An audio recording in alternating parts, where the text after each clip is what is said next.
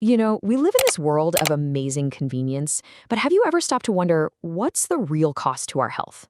Today, we're diving into a source that makes a powerful argument that we're in the middle of a health crisis, and it's born from what we eat. And it suggests the solution. Well, it isn't in some high tech lab, but in the ancient wisdom of the natural world. And bam, right there. That one sentence. It's the whole theme of what we're digging into. This isn't just a friendly suggestion. It's framed as a fundamental choice, a call to action to turn away from all the artificial stuff and get back to something essential we might have forgotten. Okay, so if we're supposed to leave something, what exactly are we leaving? What's the problem here? Well, the source material points a finger at a very clear enemy: all the artificial ingredients that have quietly slipped into our diets. It frames them as a direct threat to our well-being, hiding in plain sight, right at our dinner table. And this really breaks it down, doesn't it? On one side, you've got chemicals. That's everything artificial and processed. And on the other, nature, pure, simple, and whole. By setting it up like this, the argument creates this really stark choice. There's no middle ground here.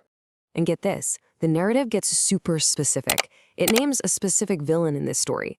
And it's a serious warning. The message is that one of the biggest threats we face isn't some complicated, mysterious disease, but a common ingredient in our kitchens. Low-quality oil is singled out as the #1 enemy in the fight for a healthy heart. But okay, it's not all doom and gloom. After pointing out the enemy, the story takes a turn. This is the turning point. It's not just a warning, it's an invitation, a call to embrace a totally different path, one that leads us right back to the original source, nature itself. And the philosophy behind it, it's really, really simple. The argument boils down to a direct equation. The purity of your food is directly tied to the state of your health. It's that straightforward. Eat pure, stay well. All right, so let's meet the first hero in this story. Now, this text doesn't just treat honey like some healthy sweetener. Oh no, it elevates it to this position of incredible importance, basically making it the central pillar of all natural healing. And the way it's described is so powerful. It actually uses personification, giving a voice to this natural treasure. It's as if honey itself is speaking to us, introducing its role not just as a food, but as an active force for wellness. It's telling us to pay attention, because it is the markaz of shifa. Now that translates to the center of all healing. Think about that for a second. That's a huge statement. It means in this view, honey isn't just one of many remedies. It's the very heart, the command center from which all natural healing flows.